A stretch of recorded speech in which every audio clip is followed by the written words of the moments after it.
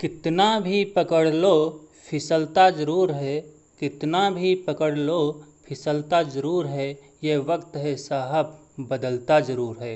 Hello नमस्कार दोस्तों, आज आपका फिर से स्वागत है आपके अपने चैनल अनिल आर क्लासेस में। आज हिंदी पेडागोजी का भाग नंबर 4 लेकर के फिर से हाजिर हूँ और जिसमें कुल प्रश्नों की संख्या 12 है। चलिए कुछ देर न करते हुए प्रश्नों की शुरुआत करते हैं। आज का पहला प्रश्न है प्रश्न नंबर 1। वाइगोत्स्की के विचारों पर आधारित कक्षा में डैश पर सबसे अधिक बल दिया जाता है। ऑप्शन नंबर ए कविता दोहराने, बी कहानी सुनने, सी कार्यपत्रकों, डी परस्पर अंतःक्रिया। जल्दी से कमेंट करेंगे अपने अपने उत्तर को।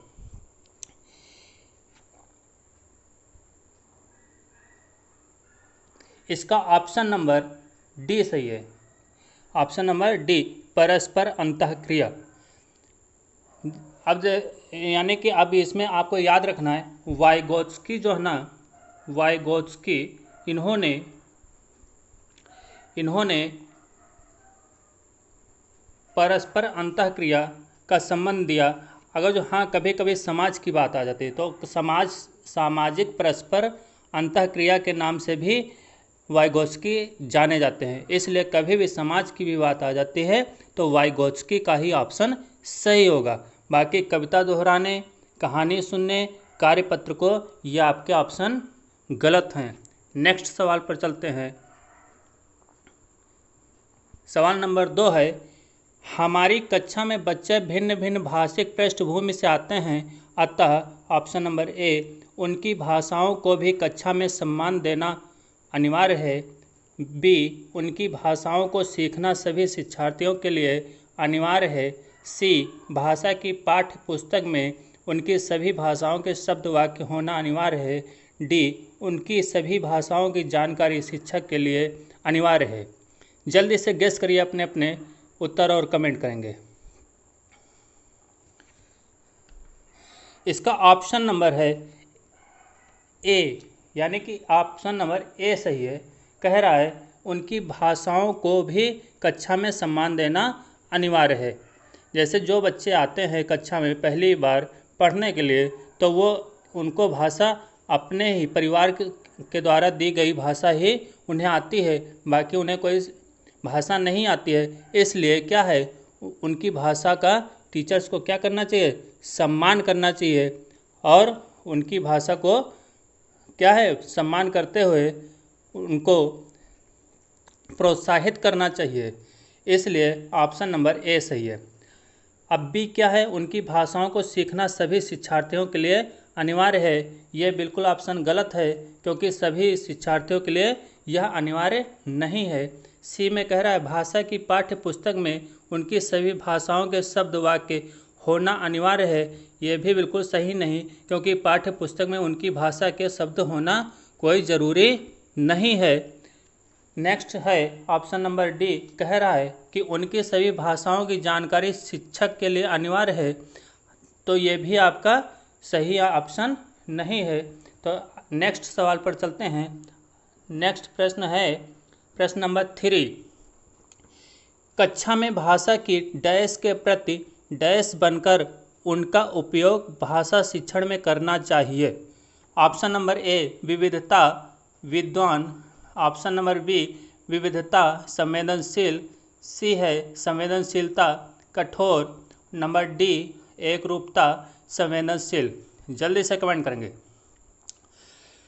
दोस्तों ऐसे प्रश्नों को आपको क्या करना है, सबसे पहले आप पहला ऑप्शन सेट करते हैं। जैसे ऑप्शन नंबर ए का विविधता पहले खाली स्थान पर रखते हैं तो क्या आता है, कक्षा में भाषा की विविधता के प्रति, फिर उसके बाद विद्वान है तो विद्वान बनकर उसका उपयोग भाषा शिक्षण में करना चाहिए। तो यदि आप विद्वान रखते हैं तो विद्वान बनकर उसका उपयोग करना चाहिए, तो ये देखा जाए सेंटेंस नहीं बन रहा है, इसलिए आपका ये गलत हो गया। नेक्स्ट ऑप्शन पे चलते हैं। विविधता लिखते हैं, देखते हैं कक्षा में भाषा की विविधता के प्रति संवेदनशील बनकर उसका उपयोग भाषा शिक्षण में करना चाहिए। तो देखा जाए ये ऑप्शन बिल्कुल सेट हो रहा है। चलिए इसको मान लेते हैं सही है। नेक्स्ट पॉइंट पर चलते हैं, सी नंबर पे।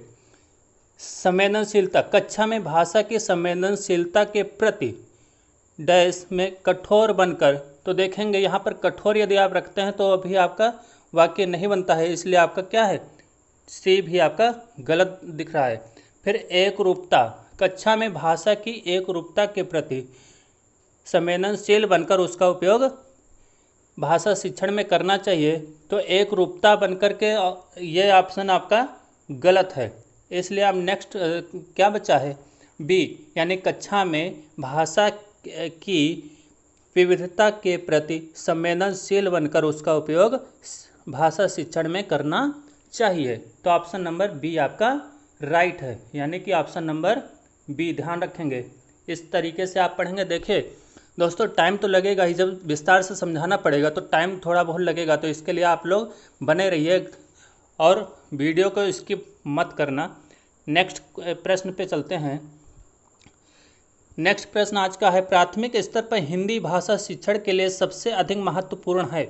ऑप्शन नंबर ए, भाषा प्रयोग के अवसर, बी, पाठ्य पुस्तक, सी, उच्च स्तरीय तकनीक यंत्र, और डी, व्याकरणिक नियमों का स्मरण। तो ध्यान देंगे, जल्दी से कमेंट करेंगे, फिर इसका हम उत्तर देते हैं आपको। दोस्तों, कभी भी बात आ जाती भाषा प्रयोग के अवसर, तो अवसर अपने आप में क्या है, एक प्रयोग शब्द है और एक अवसर शब्द है।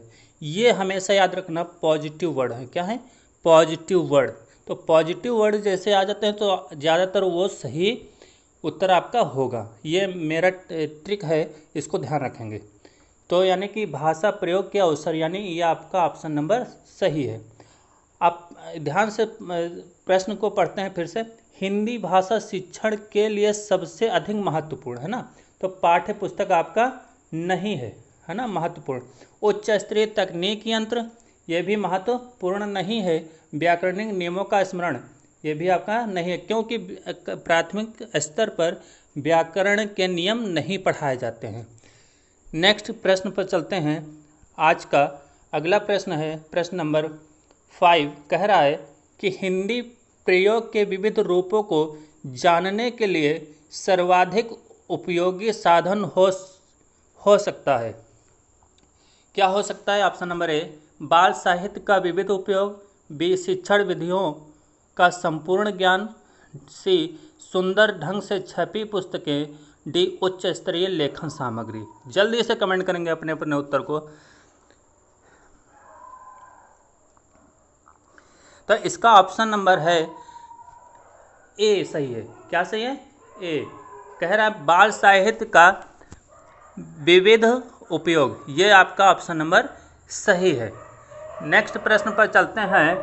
नेक्स्ट प्रश्न नंबर है, अगला प्रश्न कह रहा है कि भाषा सीखने और भाषा अर्जित करने में अंतर का सर्वप्रमुख कारण है। यहाँ पर थोड़ा सा मिस्टेक हो गई है, यहाँ पर रखेंगे सर्व, ये है सर्व। प्रमुख कारण है भाषा की पाठ्य पुस्तकें, बी है भाषा में आकलन, सी भाषाई प्रवेश, भाषा, और डी है भाषा का व्याकरण। ध्यान से सुनेंगे, भाषा सीखने और भाषा अर्जित करने में अंतर का सर्वप्रमुख कारण। तो क्या अंतर है? तो इसका ऑप्शन नंबर है सी, भाषाई परिवेश। यानी कि बच्चा जो है ना भाषा परिवेश में रह करके ही सीख सकता है, यानी कि अपने आसपास में, अपने घर परिवार में ही रह करके भाषा सीख सकता है। तो इसलिए भाषाई परिवेश का ही क्या है, इसका विशेष अंतर कहा गया है। भाषा सीखने और भाषा अर्जित करने में अंतर, यही इसका विशेष कारण है, भाषाई परिवेश। नेक्स्ट प्रश्न पर चलते हैं। आज का अगला प्रश्न है 7 नंबर, कह रहा है कि प्राथमिक स्तर पर बच्चों की भाषा का आकलन करने में क्या सबसे कम उपयोगी है। ऑप्शन नंबर ए, चित्र देखकर कहानी कविता लिखना, बी, पाठ के अंत में दिए सवालों के जवाब लिखना, सी है किसी घटना का वर्णन करना, डी है नानी को चिट्ठी लिखते हुए अपनी नई दोस्त के बारे में बताना। ध्यान से पढ़ेगा, ये प्रश्न कह रहा प्राथमिक स्तर पर बच्चों की भाषा का आकलन करने में क्या सबसे कम उपयोगी, कम कहा गया, ध्यान देना है। यानी भाषा का आकलन करना है तो सबसे कम उपयोगी क्या है। तो इसमें ऑप्शन नंबर बी सही है। पाठ के अंत में दिए सवालों के जवाब लिखना, यह सबसे कम उपयोगी है। ध्यान रखना इसको, ठीक है। नेक्स्ट प्रश्न पर चलते हैं। अगला प्रश्न कह रहा है, पत्र पत्रिकाएं भाषा सीखने में ऑप्शन नंबर ए त्रुटियों को बढ़ावा देती हैं, ऑप्शन नंबर बी बड़ों के पढ़ने की वस्तु है, सी साधक हैं और डी बाधक हैं। तो ध्यान से सुनेंगे। डी जो पहले कह रहा है पत्र पत्रिकाएं बाधक होती हैं भाषा सीखने में, बिल्कुल गलत। त्रुटियों को बढ़ावा देती हैं, ये भी ऑप्शन गलत हो गया। बड़ों के पढ़ने की वस्तु है, तो ये भी आपका गलत है, क्योंकि बड़ों के ही पढ़ने की वस्तु नहीं है। फिर इसके बाद क्या है, साधक हैं। पत्र पत्रिकाएं भाषा सीखने में साधक हैं, यानी हमारी मदद करती हैं भाषा सीखने में। नेक्स्ट प्रश्न पर चलते हैं। अगला प्रश्न 9 नंबर है। कह रहा है कि बच्चों की भाषा के आकलन का सर्वाधिक प्रभावी तरीका है। ऑप्शन नंबर ए प्रश्नों के उत्तर देना, बी प्रश्न पूछना और पढ़ी गई सामग्री पर प्रतिक्रिया व्यक्त करना, सी श्रुत लेख, डी लिखित परीक्षा। जल्दी से कमेंट करेंगे। इसका ऑप्शन नंबर बी सही है। कह रहा है प्रश्न पूछना और पढ़ी गई सामग्री पर प्रतिक्रिया व्यक्त करना, जिससे बच्चे जो है ना, बच्चों का अच्छे से आकलन किया जा सकता है। नेक्स्ट प्रश्न पर चलते हैं। अगला प्रश्न कह रहा है कि वाणी और लेखन में मूल अंतर यह है कि लिखित भाषा डैश स्तर पर देखी जाती है और डैश होती है। अब इसमें भी आपको पहले जैसे एक प्रश्न आपको बताया था वैसे ही ये भी सेट करना है। पहला ऑप्शन रखना है ए का, रखना है चेतन, तो इसमें सेट करते हैं चेतन, यानी कैसे वाणी और लेखन में मूल अंतर यह है कि लिखित भाषा चेतन स्तर पर देखी जाती है और स्वाभाविक होती है।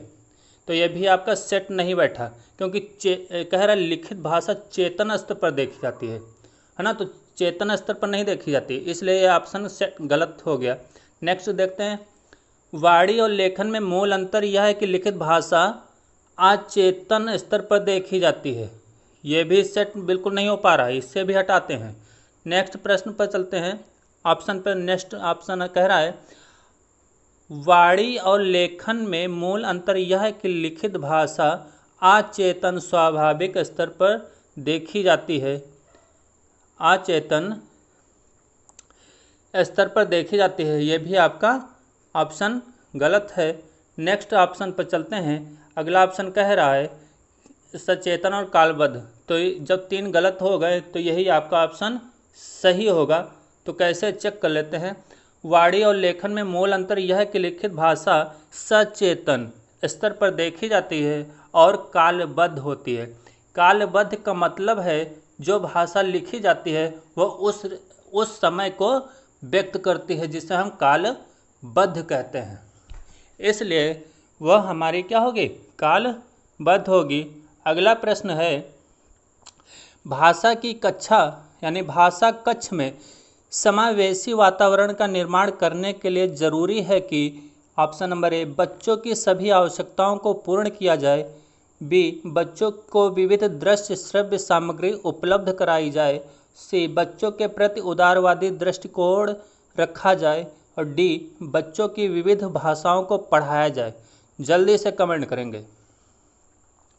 दोस्तों हमारी वीडियो आपको पसंद आए तो लाइक ज़रूर करिएगा, इसके साथ साथ सब्सक्राइब करिए, जिसमें आपको हमारी वीडियो का नोटिफिकेशन मिलता रहे, नई वीडियो का नोटिफिकेशन आपको मिलता रहे। और शेयर ज़रूर करिएगा दोस्तों में, जिससे हमें मोटिवेशन मिलता रहे, जिससे नई नई वीडियो और अच्छे से मैं और बना सकूं। तो इसका ऑप्शन नंबर बी सही है।